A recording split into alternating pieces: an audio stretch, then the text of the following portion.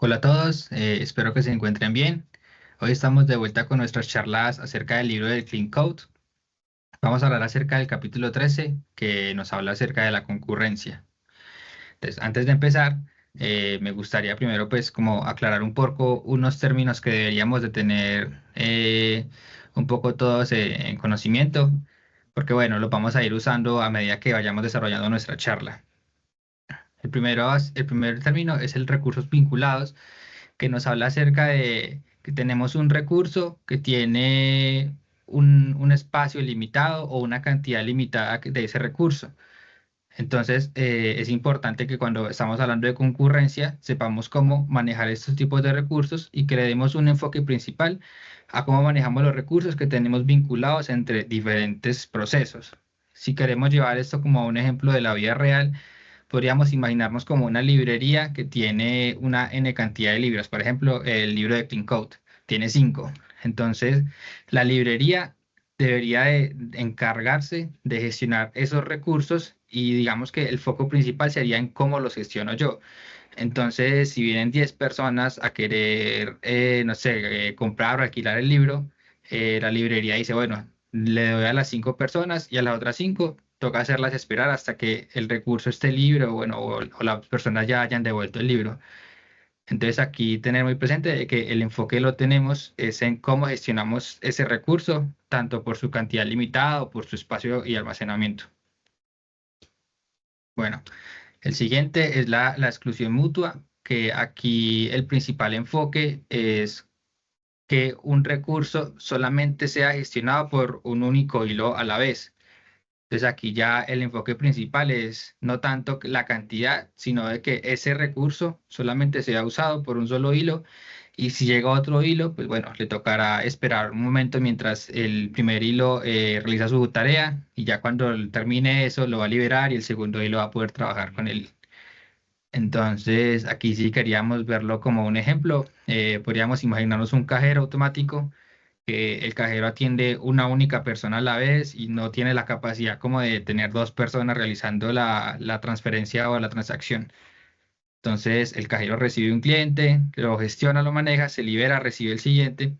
Entonces, él se encarga únicamente de trabajar con una sola persona y eso podríamos verlo como si las personas fueran pues los procesos.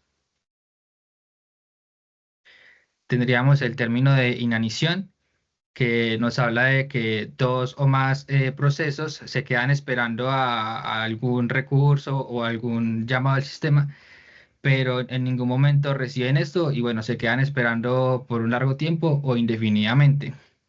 Entonces, aquí el ejemplo que queríamos traer era, no sé, imaginémonos un ascensor. Sabemos que los ascensores, su correcto uso debería ser que, bueno, tenemos una cola de prioridad entonces, démosle prioridad a las mujeres embarazadas, a las personas que lleven bebés, a los adultos de edad mayor o a las personas con discapacidades. Entonces, no sé, imaginémonos que yo me voy para un centro comercial y quiero usar el ascensor, pero resulta que ese día hay un evento de mamás embarazadas. Entonces hay una fila larguísima de mamás embarazadas, no sé, de 100 personas. Entonces, claro, yo llegué primero a la fila normal, pero como las mamás embarazadas tienen prioridad, entonces ellas van a entrar primero al ascensor que yo. Y en algún momento la fila de las mamás embarazadas se puede que nunca termine. Entonces yo me voy a quedar ahí parado esperando eternamente. Y bueno, esto es lo que podría llamarse inanición. Cuando un proceso se queda estancado o bloqueado indefinidamente o por un tiempo muy prolongado. Bueno, tenemos aquí el bloqueo que el bloqueo nos habla acerca de cuando tenemos dos procesos y necesitan unos recursos específicos, pero digámoslo, veámoslo primero un poco con el ejemplo que creo que queda más claro de ilustrar. No sé, imaginémonos que tenemos la puerta del centro y la de la derecha que están cerradas. Entonces, para yo poder abrir la puerta, necesito tener dos llaves. Pueden ser cualquier llave, pero lo importante es que sean dos. Entonces Luis David se para en la que tiene el tapetico rojo y se para al frente. Yo me paro en la de la derecha y Luis David tiene una llave y yo tengo la otra. Entonces, claro, Luis David no va a poder abrir su puerta porque necesita mi llave y yo tampoco voy a poder abrir mi puerta porque porque necesito la llave de Luis David. Entonces vamos a estar ahí como bloqueados porque ambos necesitamos recursos, pero no queremos soltar los que tenemos. Entonces ese podría ser un poco de bloqueo. Cuando dos procesos intentan hacer una tarea, pero necesitan más recursos para poder lograr ese proceso o esa tarea y se quedan bloqueados porque pues no tienen forma de obtenerla. Y ya por último tenemos aquí el bloqueo activo que nos habla de cuando los procesos se están ejecutando, digámoslo, de manera normal, pero llega un punto en el que necesitan un recurso, bueno, o cualquier tipo de información para poder continuar con eso. Pero entonces otro hilo también lo necesita y le pasa el control a ese hilo, pero entonces ese hilo también le devuelve el control. Entonces se quedan como en un va y viene de que le doy control, no, yo se lo devuelvo a usted y se quedan bloqueados ahí porque pues no van a avanzar por ser, digámoslo, hilos buena gentes, digámoslo así. Entonces aquí el ejemplo que quería traerles es aquí en Colombia, no sé, pues en otros lugares, es muy común que cuando yo voy manejando, si yo prendo y apago las luces del carro, significa que le estoy dando vía a esa persona. Entonces imaginémonos que yo vengo en el carro rojo y le digo al carro blanco que está al frente que puede seguir y él a su vez también me dice a mí que puedo seguir. Entonces los dos vamos a arrancar y, uy, pero frenamos de una porque vimos que los dos arrancamos al mismo tiempo. Entonces volvemos a hacer el mismo proceso de, no, siga usted, no, hágale usted, arrancan y como que paran. Entonces no pueden realizar sus tareas porque están como en un constante va y viene de como de permisos y pues no podrán lograr su fin específico. Bueno, ahorita ya que tenemos esos términos un poco claros, ya podemos entrar un poco en calor en la materia. Bueno, queríamos empezar con unos mitos e imprecisiones. Es muy común que la concurrencia nos venga a mejorar muchos aspectos de nuestro código, de nuestra implementación. Pero esto no siempre va a ser así. Van a haber ocasiones en las que puede pasar de que un proceso se quede bloqueado o esperando algo y esto va a hacer que el rendimiento de mi aplicación decaiga. Entonces, siempre y cuando yo use la concurrencia de manera asertiva, que yo sepa que puedo compartir, distribuir el tiempo entre los procesos, va a ser una mejora de rendimiento, pero esto no siempre puede ser así. Esto puede implicar de que el diseño en mi programa concurrente pues tenga que cambiar. Entonces, ¿por qué puede cambiar? Porque yo tengo que tener en presente muchas otras cosas más, como por ejemplo pues el manejo de la concurrencia, conocer muchos aspectos de la concurrencia. Entonces también es importante de que cuando nos metamos en este mundo, también entendamos qué vamos a usar, por qué lo vamos a usar, cómo funciona. Entonces, esto quiere decir de que es muy importante de que conozcamos qué herramientas existen, qué hacen, cómo funcionan y para qué las vamos a usar. Entonces, bueno, algunos aspectos que debemos tener en cuenta. Es muy común que al momento de usar concurrencia tengamos una sobrecarga pues, a nivel de procesamiento. ¿Por qué? Imaginémonos que estamos trabajando en una empresa. Entonces, a mí me asignaron una responsabilidad. Yo la desarrollo solo y pues súper bien todo. Yo estuve trabajando solo, yo solo me comunicaba conmigo mismo y bueno, entonces hasta ahí todo bien. Pero ahora resulta que nos asignan un equipo. Entonces nos dicen, bueno, Luis David tiene que hacer esto, Sebastián esto, Esteban esto y Camila esa otra responsabilidad. Entonces ahora el problema que vamos a tener aquí es que vamos a tener que estarnos comunicando entre los distintos compañeros del equipo. Ah, ¿cómo va con esto? Ah, ya terminé. No, es que necesito la tarea de Camila, pero Camila no ha terminado. Ah, bueno, entonces el costo en este momento va a ser a nivel de comunicación. Esto lo podemos ver también muy similar cuando estamos hablando ya a nivel de procesador. El procesador es el encargado de gestionar los hilos, entonces él va a ejecutar un hilo.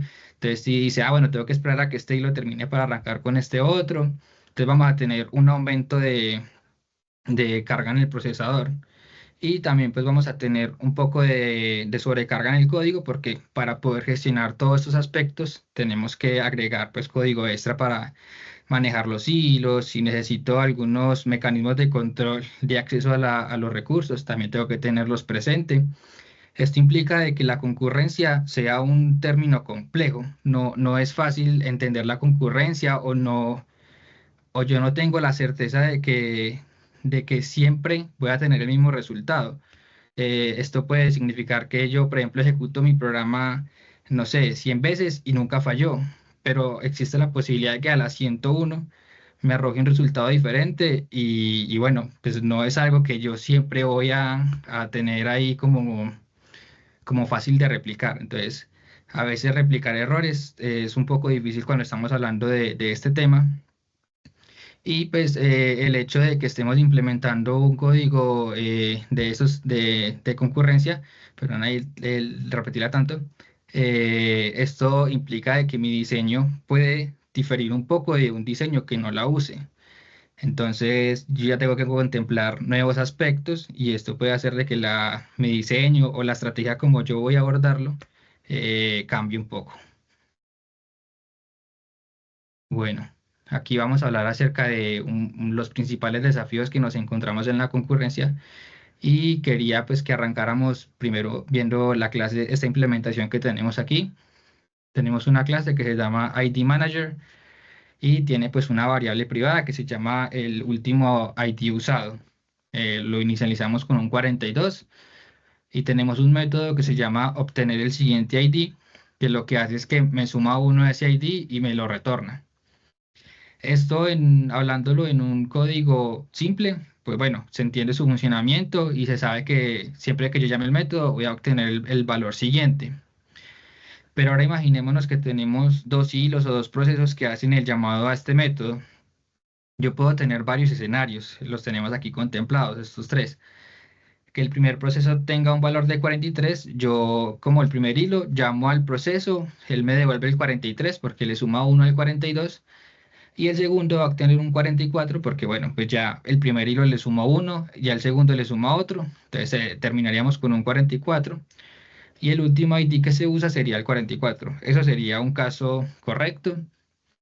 Podríamos tener el siguiente escenario que dice, el primer proceso obtiene un 44, el segundo un 43 y el último sería el 44.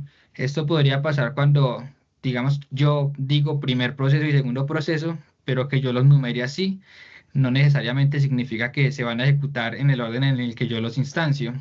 Puede pasar de que se llame primero el segundo y después el tercero, el primero.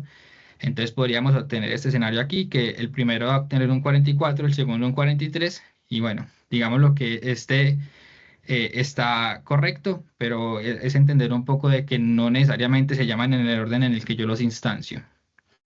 Y tendríamos el último escenario en el que ambos hilos obtienen un valor de 43 y el último ID sería el 44. Esto, digamos que podría llegar a pasar cuando ambos hilos acceden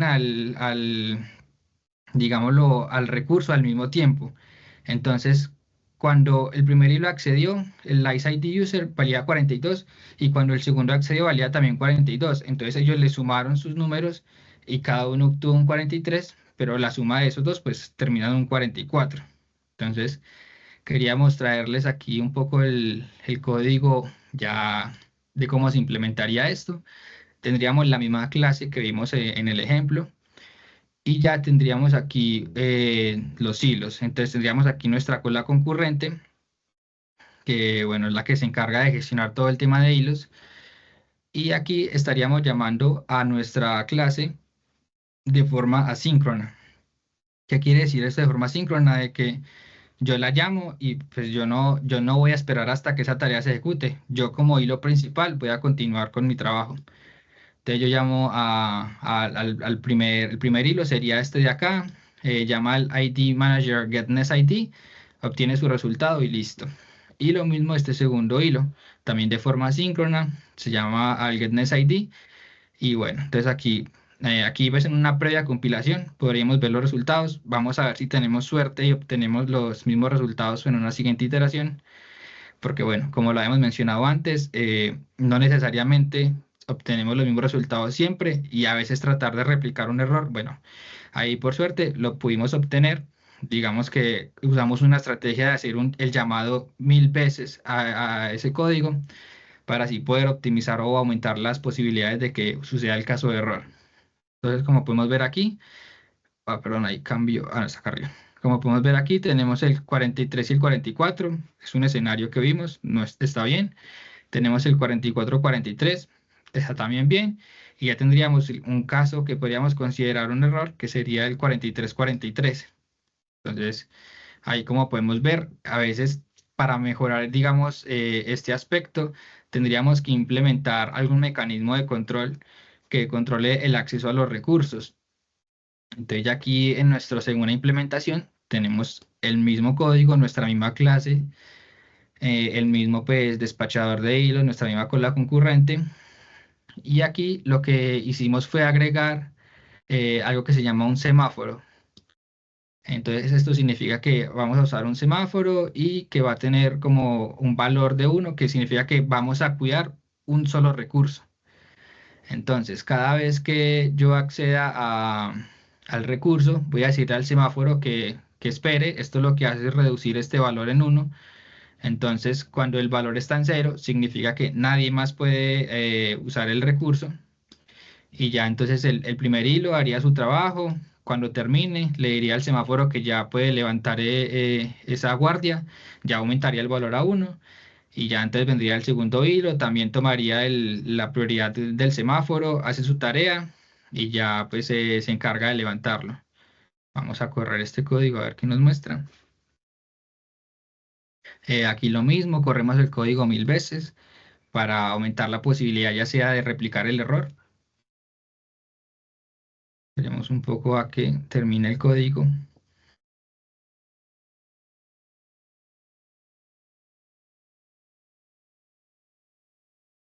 Bueno, y como podemos ver, tenemos el 43, 44-43 y el 43-44. Y el otro caso que podríamos considerar un error no se presenta gracias a la implementación de los semáforos. Bueno, este sería como un mecanismo de cómo yo proteger mis recursos. Venga, Listo. yo quiero agregar ahí una cosita más y es como que, ¿puedes mostrar el código, por favor? Sí, claro. En la línea 34, digamos, él empieza y toma el semáforo, toma el relevo. Es como si tuviéramos una carrera de relevos. Entonces, pues en inglés es un token, ¿cierto? Entonces nosotros en la 34 tomamos el relevo. Nosotros no sabemos si el proceso de la línea 32 va a ser lo primero o si va a ser el de la línea 41. No lo sabemos. Lo que sí sabemos es que los dos van a competir para tomar el relevo.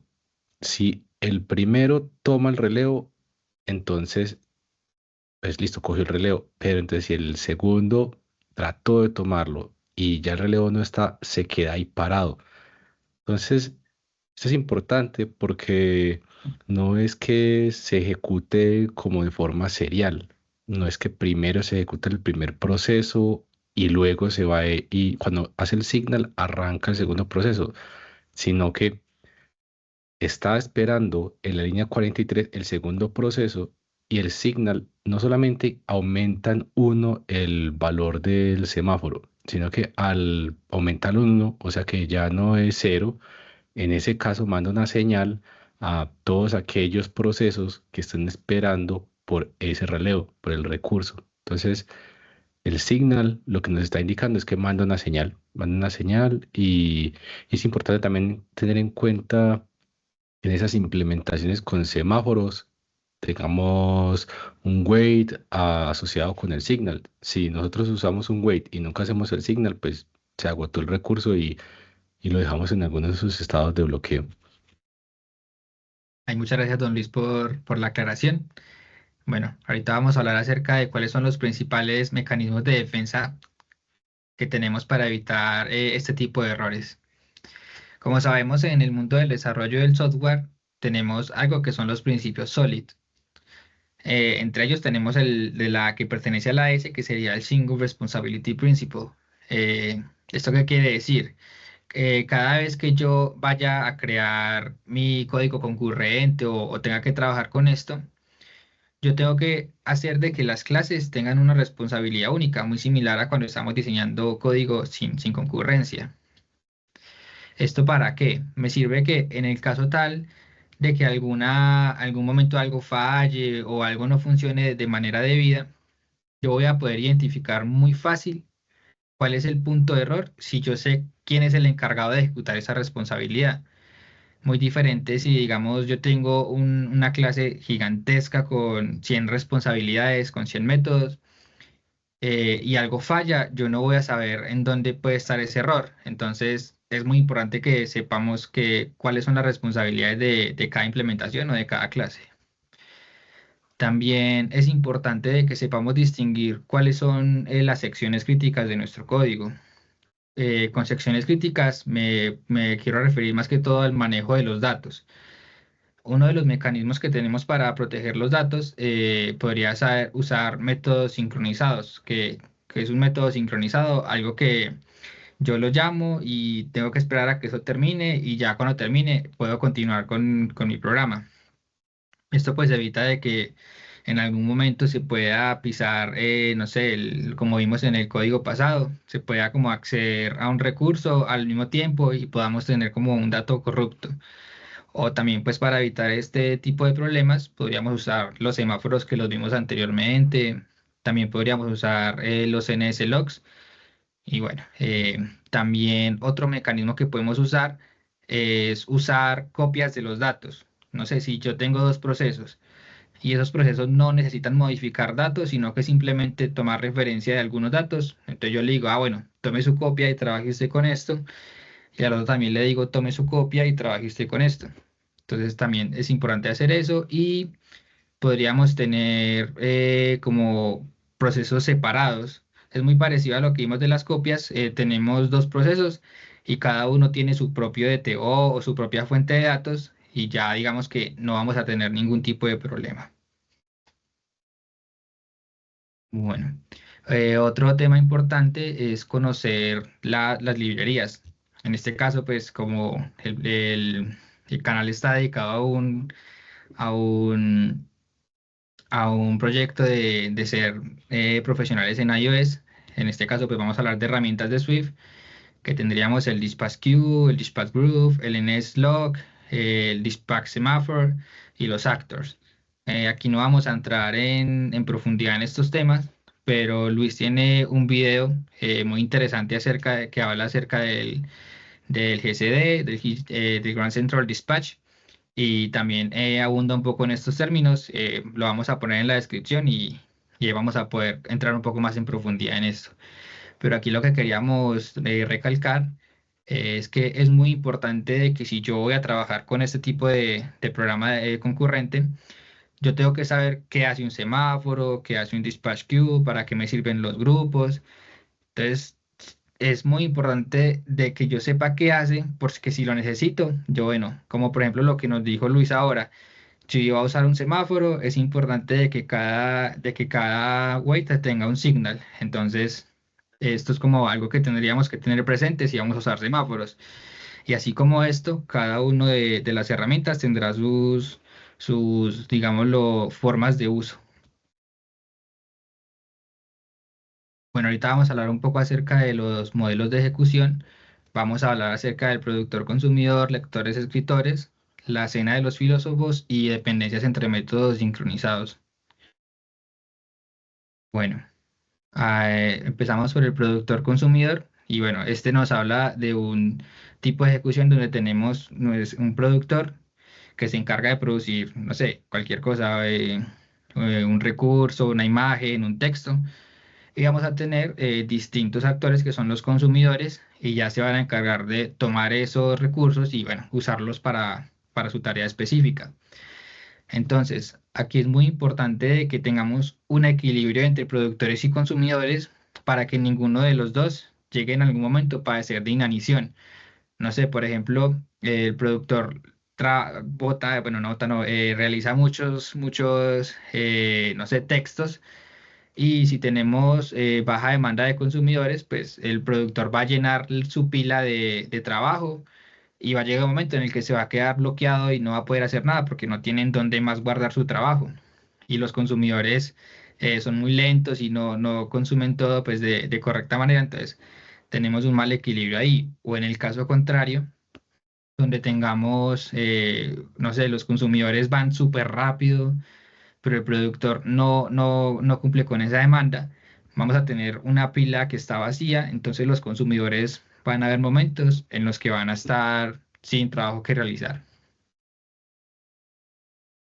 Bueno, aquí tenemos el siguiente modelo, lectores-escritores, que es donde tenemos varios tipos de procesos. Algunos se encargan de leer un recurso y otros se encargan de escribir sobre ese recurso.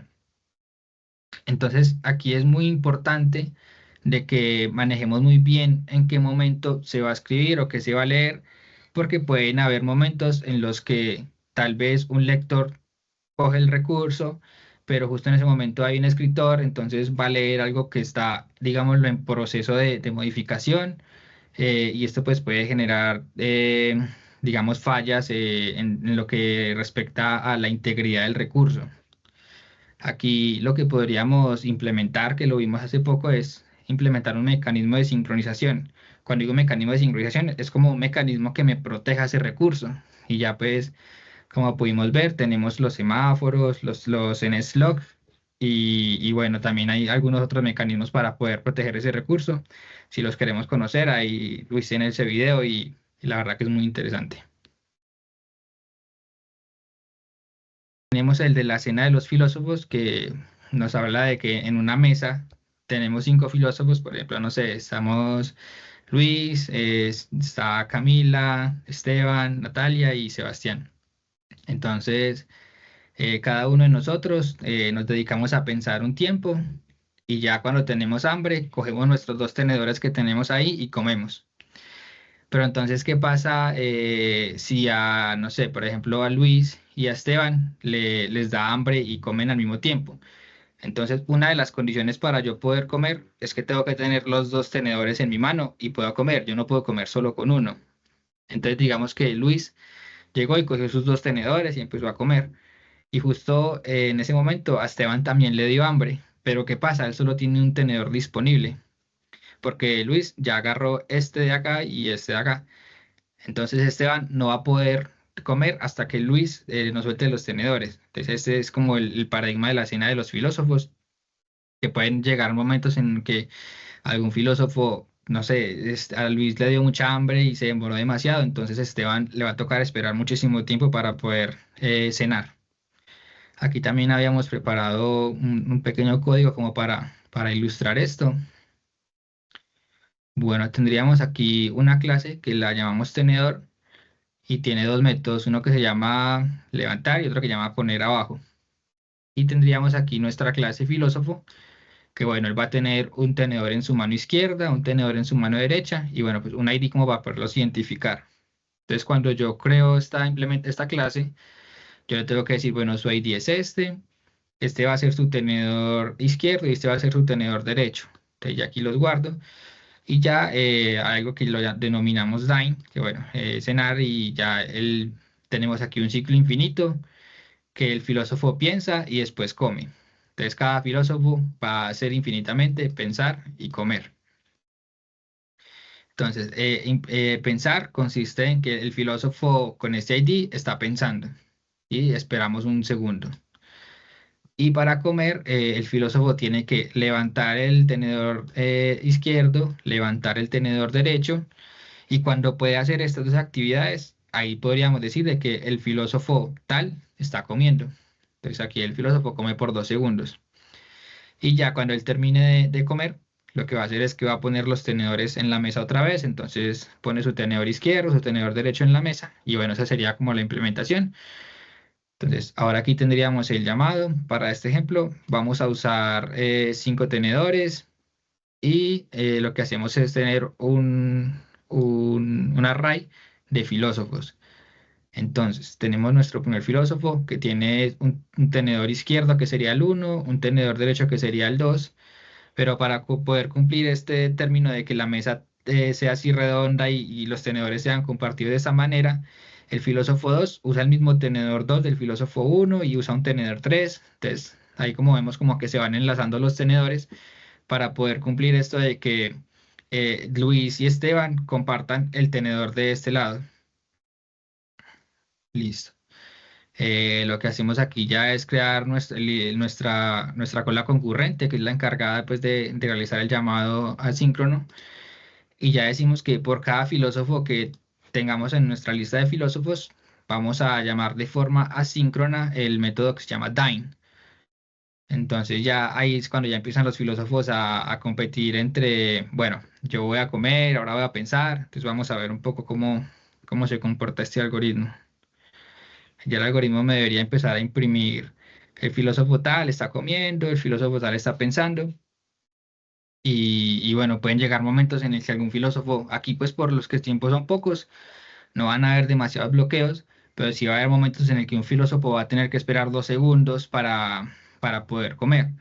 Entonces, bueno, esto pues si lo pensamos para comer no es tan crítico, pero de pronto al momento de, no sé, de realizar una transacción bancaria o algo así muy crítico, 2 segundos puede significar demasiado tiempo. Entonces, es por eso como que es importante conocer en qué momentos voy a estar bloqueado como para poder evitarlo. Esperemos, Entonces, ya solamente tengo falta el... descomentar el método, mirar Ah, hasta claro, 39. Dale. listo.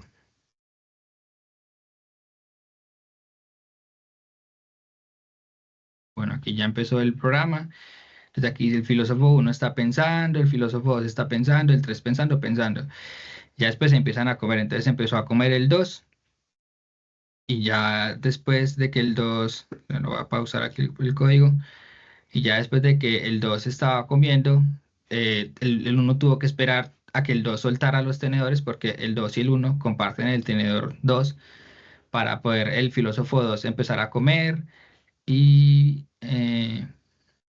ya aquí dice, bueno, el 2 sus tenedores, empezó a pensar, el 5 empezó a comer, el 5 tenía sus tenedores disponibles, pudo comer normal, el uno también empezó a pensar porque ya había realizado su comida acá.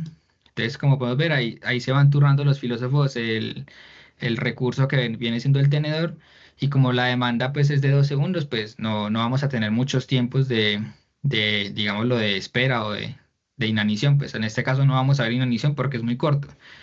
Pero si llegáramos a tener procesos donde el filósofo, no sé, come por 30 minutos, entonces los dos filósofos que están a su alrededor no van a poder comer hasta que esperar 30 minutos. Entonces, esto es como lo que se quiere ilustrar aquí con este modelo.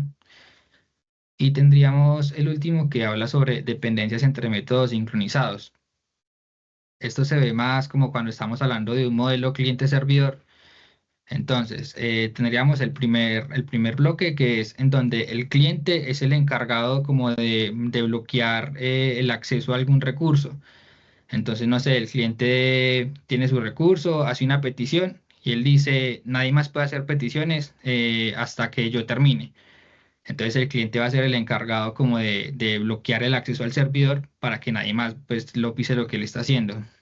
Tendríamos un bloqueo basado en el servidor que nos habla acerca de el servidor es el encargado de realizar el bloqueo.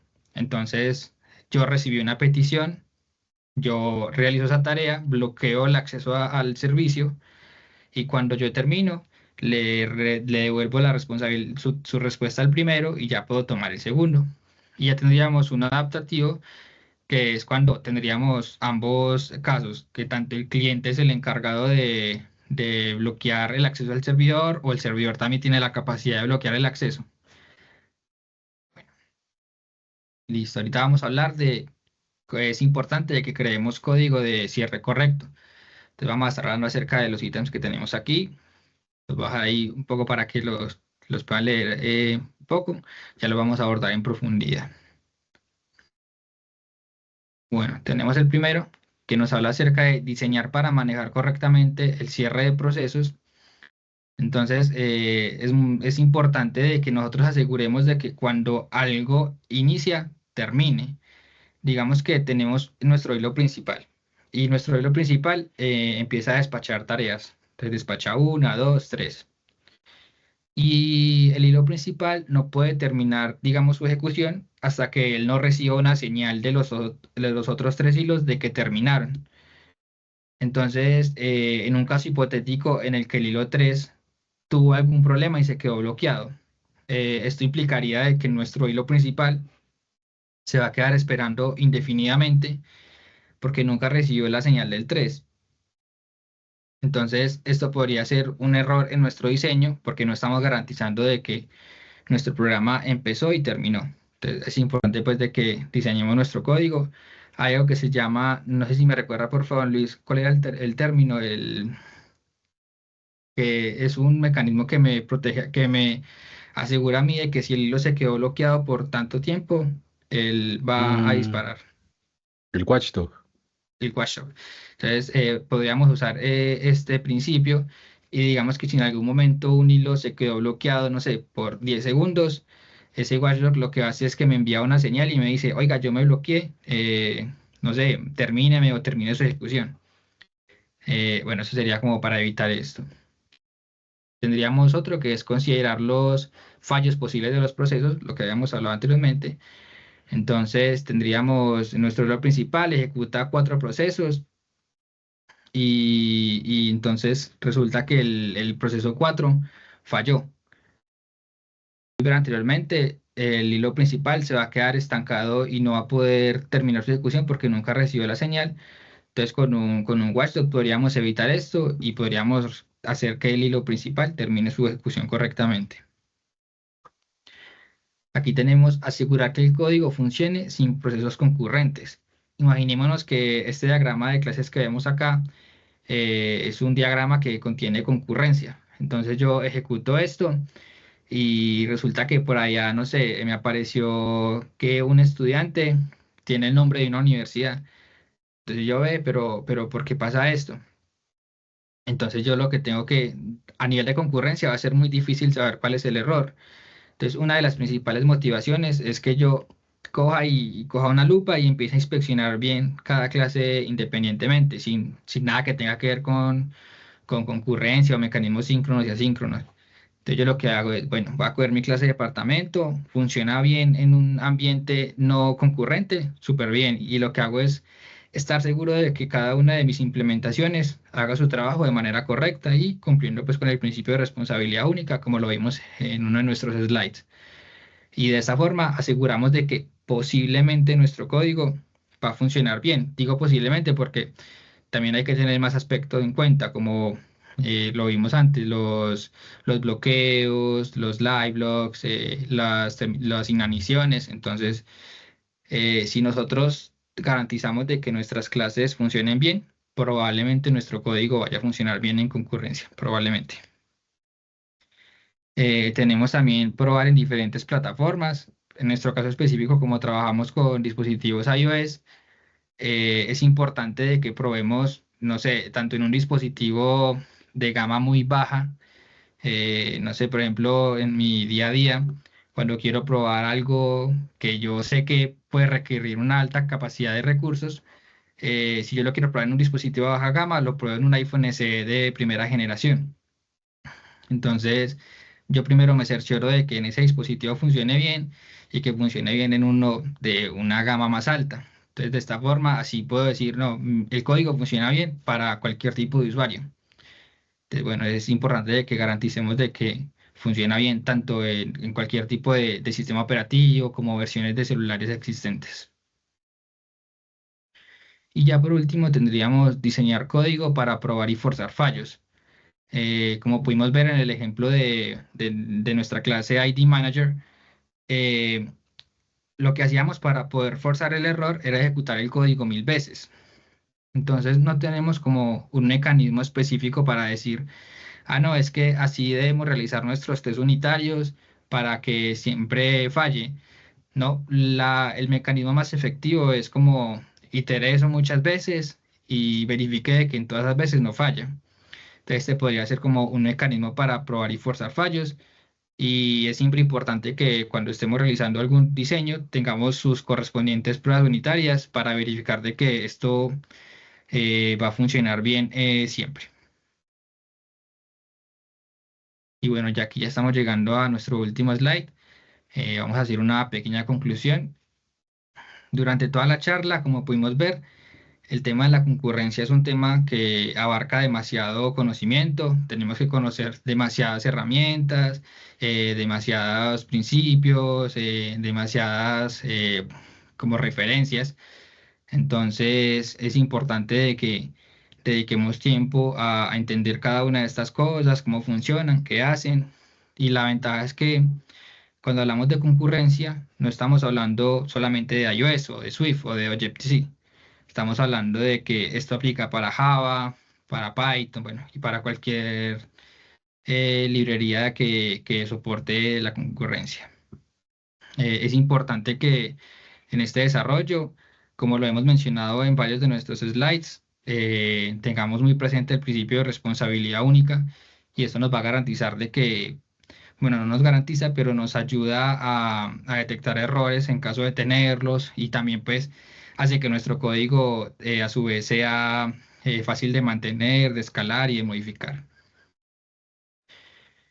Conocer bien cuáles son las bibliotecas, qué hace cada una de esas herramientas, para qué sirve un semáforo, para qué sirve un slug, cuáles son los mecanismos de ejecución que vimos antes, que nosotros decimos, esto se parece a un escritor de lectores". Bueno, entonces sabemos cómo poder evitar los posibles problemas de los escritores o lectores. Entonces, si tenemos presente estos modelos, vamos a poder saber cuáles son las posibles soluciones. Es como, por ejemplo, cuando estudiamos patrones de diseño. Los patrones de diseño no están hechos, digamos que tienen un propósito, pero no es que yo diga, no, es que lo tengo que hacer así. No digamos que muchas veces yo puedo usar algo de este patrón y algo de este, y entonces voy a tener un programa que es escalable, modificable, flexible. Entonces, bueno, también es importante pues conocer todo esto. Y como vimos también, es importante que sepamos manejar el manejo del cierre del programa, que sepamos cuáles son las secciones críticas de nuestro código, en qué momento se me puede bloquear un hilo y saber cómo puedo yo evitar ese bloqueo o cómo puedo yo hacer que mi hilo notifique de que está bloqueado. Y bueno, eso sería por este capítulo. Muchas gracias a todos por estar aquí presentes y nos vemos en un próximo video.